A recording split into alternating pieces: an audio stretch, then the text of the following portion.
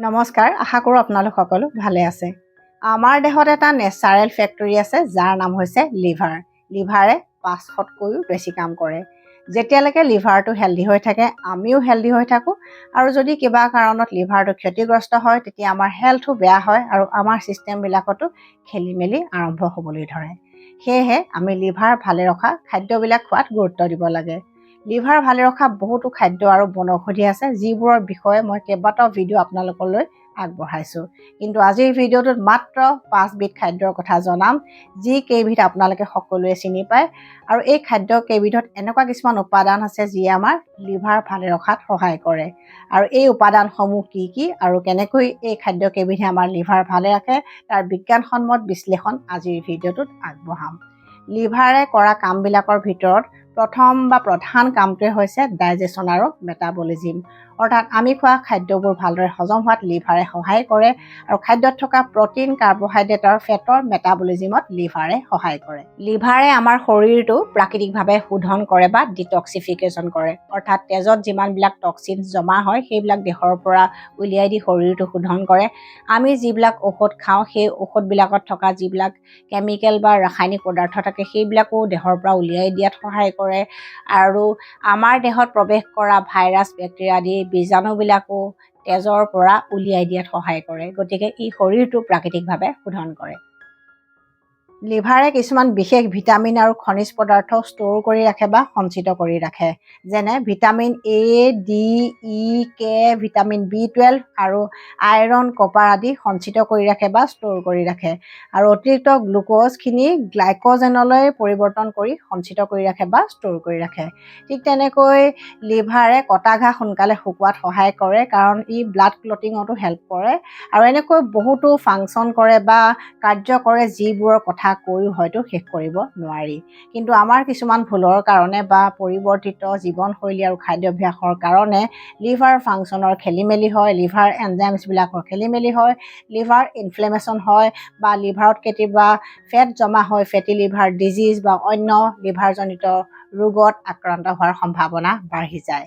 সেয়েহে জানোচোন আহক 5বিধ খাদ্য কি কি যিয়ে আমাৰ লিভাৰ ভালে ৰখাত সহায় কৰে।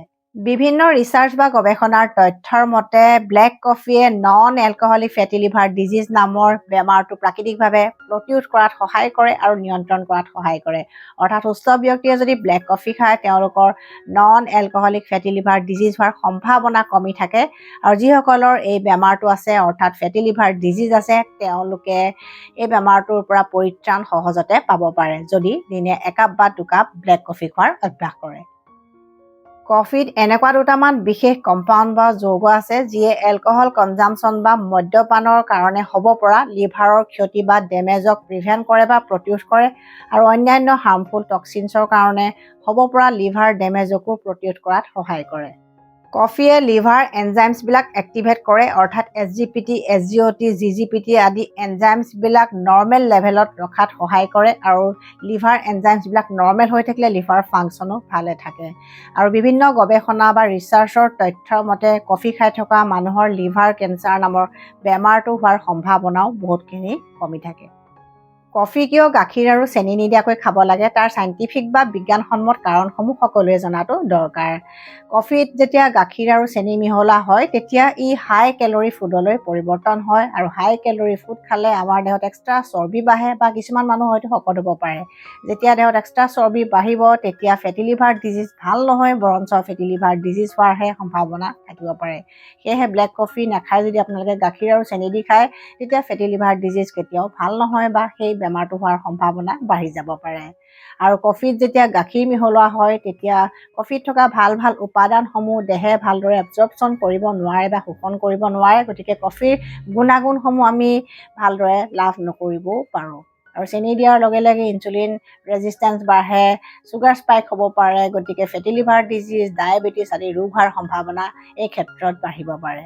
কফিত গাখীৰ আৰু চেনি দিয়াৰ লগে লগে হজম কৰোঁতে হয়তো কিছুমানৰ ক্ষেত্ৰত প্ৰব্লেম হ'ব পাৰে, যাৰ কাৰণে গেষ্ট্ৰাইটিছৰ সমস্যা কিছুমানৰ বাঢ়িব পাৰে, বদ হজম হ'ব পাৰে, পেটৰ অসুখ হ'ব পাৰে। গতিকে এনেকুৱা ধৰণৰ কাৰণবিলাকৰ বাবেই ব্লেক কফি খোৱাটোহে বেছি চাইণ্টিফিক। আৰু কফিৰ লগত পৰাপক্ষত চেনি আৰু গাখীৰ নিদিয়াকৈ খাব পাৰিবলৈ বা চেষ্টা কৰিব সকলোৱে লাগে। লিভাৰ ভালে ৰখা 2 নম্বৰ খাদ্যবিধ হৈছে বিট, যাক ইংৰাজীত বিটৰুট বুলি কোৱা হয়। বিটৰুট বা বিটত এনেকুৱা কি উপাদান আছে যি আমাৰ লিভাৰ হেল্ডি কৰি ৰখাত সহায় কৰে? বিটত আছে বিটালিন নামৰ এটা বিশেষ ধৰণৰ এণ্টিঅক্সিডেণ্ট আৰু নাইট্ৰেট, যিয়ে লিভাৰ চেল বা কোষবিলাকক সুৰক্ষা প্ৰদান কৰে, লিভাৰ ডেমেজ নোহোৱাকৈ ৰাখে আৰু ফেটি লিভাৰ ডিজিজ নামৰ বেমাৰটো প্ৰাকৃতিকভাৱে প্ৰতিৰোধ কৰাত সহায় কৰে। শীতৰ দিনকেইটাত বা ছিজনৰ সময়ত দিনে 1 বা 2টাকৈ বিট খোৱাৰ অভ্যাস কৰিলে আমাৰ লিভাৰ কেতিয়াও সহজতে বেয়া নহয়।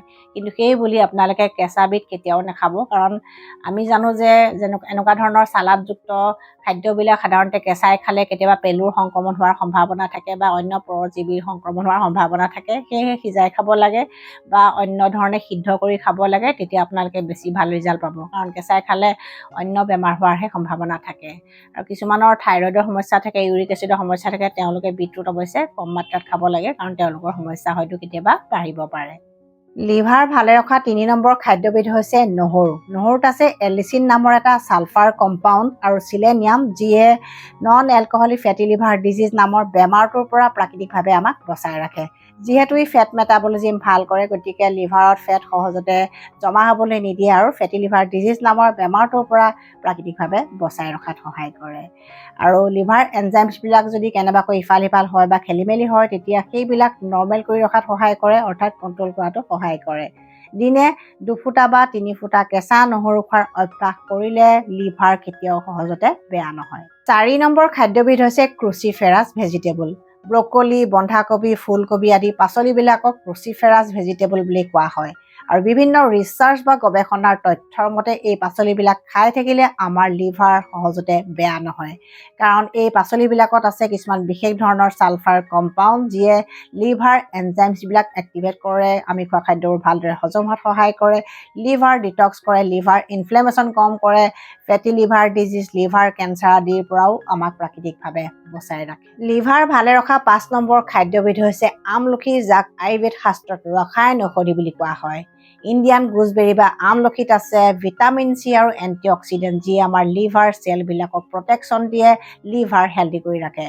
জণ্ডিছ, ফেটি লিভাৰ, লিভাৰ কেঞ্চাৰ আদিৰ পৰা প্ৰাকৃতিকভাৱে বচাই ৰখা মহৌষধিবিধে হৈছে আমলখি।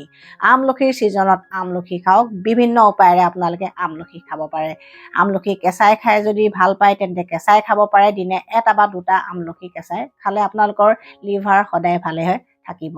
আৰু আমলখিৰ ৰস 2 চামুচ বা 3 চামুচ এগিলাচ কুহুমীয়া পানীৰ লগত মিহলাই ৰাতিপুৱা খালী পেটতো আপোনালোকে নিয়মীয়াকৈ খাব পাৰে। আৰু যেতিয়া অফ ছিজন হয় বা যেতিয়া ছিজন নাথাকে, তেতিয়া আমলখিৰ চূৰ্ণ বা আমলখিৰ গুড়ি 1 চামুচ বা 2 চামুচ এগিলাচ কুহুমীয়া পানীৰ লগত মিহলাই ৰাতিপুৱা খালী পেটত নিয়মীয়াকৈ খাব পাৰে।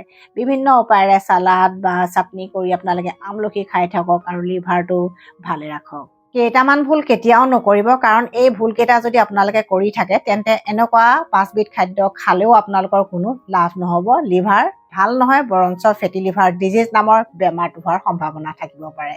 প্ৰথম ভুলটো হৈছে যে চেনি আৰু ময়দাযুক্ত খাদ্য বেছিকৈ খোৱাটো। বিশেষকৈ আজিকালি বজাৰত কিনিবলৈ পোৱা ফ্ৰুট জুচ, ক'ল্ড ড্ৰিংকছ বা এনাৰ্জি ড্ৰিংকছবিলাকত হাই ফ্ৰুক্ট'জ কৰ্ণ চিৰাপ থাকে, আৰু এই হাই ফ্ৰুক্ট'জ কৰ্ণ চিৰাপে চুগাৰ স্পাইক কৰে, ইনচুলিন ৰেজিষ্টেঞ্চ বঢ়ায়, আৰু ইনচুলিন ৰেজিষ্টেঞ্চ বাঢ়িলেই আমাৰ ফেটি লিভাৰ ডিজিজ নামৰ বেমাৰটো হোৱাৰ সম্ভাৱনা বাঢ়ি যায়। আৰু তেনেকৈ ময়দাৰ খাদ্যবিলাক অৰ্থাৎ ৰিফাইন কাৰ্বছবিলাকেও চুগাৰ স্পাইক কৰে, ইনচুলিন ৰেজিষ্টেঞ্চ বঢ়ায় আৰু ফেটি লিভাৰ ডিজিজ নামৰ বেমাৰটো কৰাৰ মুখ্য কাৰণ হৈ পৰে। আৰু বহুতে ভাবে যে ফেটি লিভাৰ ডিজিজ মানে ফেট বেছিকৈ খোৱাৰ ফলত হয়, কিন্তু প্ৰকৃততে সেই ধাৰণাটো ভুল হয়। ফেট বেছিকৈ খোৱাৰ ফলত নহয়, এনেকুৱা ধৰণৰ খাদ্য খোৱাৰ ফলতহে আজিকালি ফেটি লিভাৰ ডিজিজ হৈছে, আৰু সৰু সৰু ল'ৰা ছোৱালীবিলাকৰো সেইকাৰণে আজিকালি এই বেমাৰটো বেছিকৈ হ'বলৈ ধৰিছে। 2 নম্বৰ ভুলটো হৈছে প্ৰচেছ ফুড খোৱাটো। বিশেষকৈ আমি যিবিলাক পেকেটৰ খাদ্য খাওঁ, যেনে চিপছ, চানা, কুৰকুৰে, ভুজিয়া আদি পেকেটৰ খাদ্যসমূহ, আৰু ৰেষ্টুৰেণ্টত খাবলৈ পোৱা বাৰ্গাৰ, পিজ্জা এনেকুৱা ধৰণৰ ফাষ্ট ফুডবিলাকত যথেষ্ট পৰিমাণৰ ছ'ডিয়াম কণ্টেণ্ট থাকে, বা এনেকুৱা ধৰণৰ হাই ফ্ৰুক্ট'জ কৰ্ণ চিৰাপ দিয়া থাকে, বা কিছুমান কেমিকেল দিয়া থাকে, প্ৰিজাৰ্ভেটিভ দিয়া থাকে। তাৰ উপৰিও ট্ৰান্স ফেট থাকে আৰু এই সকলোবিলাকে আমাৰ লিভাৰৰ ওপৰত লোড সৃষ্টি কৰে, অৰ্থাৎ বোজা সৃষ্টি কৰে আৰু সেই বোজাৰ বাবে লিভাৰটো ক্ষতিগ্ৰস্ত হয়, ফেটি লিভাৰ ডিজিজ হোৱাৰ সম্ভাৱনা সেইকাৰণে বাঢ়ি যায়। আজিকালি ফাষ্টফুড খোৱা মানুহবিলাকৰ প্ৰায় ফেটি লিভাৰ ডিজিজ থাকে বা যিবিলাক মানুহে এনেকুৱা পেকেটৰ খাদ্যবিলাক বেছিকৈ খায় তেওঁলোকৰ সেইকাৰণে ফেটি লিভাৰ ডিজিজটো বেছিকৈ হোৱা দেখা যায়। 3 নম্বৰ ভুলটো হৈছে চৰ্বিযুক্ত খাদ্য বেছিকৈ খোৱাটো। বিশেষকৈ চেচুৰেটেড ফেট বা সংপৃক্ত স্নেহ আৰু ট্ৰান্সফেটযুক্ত খাদ্য বেছিকৈ খালে ফেটি লিভাৰ ডিজিজ হোৱাৰ সম্ভাৱনা বাঢ়ি যায়। চেচুৰেটেড ফেট মানে ৰেড মিটবিলাকত চেচুৰেটেড ফেট থাকে, যেনে ছাগলী মাংস, গাহৰি মাংস এইবিলাকত চেচুৰেটেড ফেট থাকে। তাৰ উপৰিও বাটাৰ, চীজ এইবিলাকতো চেচুৰেটেড ফেট থাকে আৰু যিবিলাক ডালডা ব্যৱহাৰ কৰা হয় বেকাৰী প্ৰডাক্টবিলাকত ডালডা বেছিকৈ থাকে আৰু বেছিকৈ ফ্ৰাইড বস্তুবিলাকতো ট্ৰান্স ফেট থাকে। সেইবিলাক আমাৰ ফেটি লিভাৰ ডিজিজ নামৰ বেমাৰটোৰ মুখ্য কাৰণ হৈ পৰিছে। গতিকে এনেকুৱা ধৰণৰ খাদ্যবোৰ যিমান পাৰে কমাই খাওঁ, কাৰণ এইবিলাক খালে লিভাৰ কেতিয়াও ভালে নাথাকে। লিভাৰ ভালে ৰখা বহুতো খাদ্য আছে, উপায় আছে। সেই সকলোবিলাক উপায় মাজে মাজে আপোনালোকক দি থাকিম আৰু আজিৰ ভিডিঅ'টো যদি চাই ভাল পাইছে তেন্তে শ্বেয়াৰ কৰি দিব যাতে সকলো উপকৃত হয়। নতুন ভিউৱাৰ্ছসকলে মোৰ চেনেলটো ছাবস্ক্ৰাইব নকৰাকৈ নাযাব। Stay healthy, stay happy.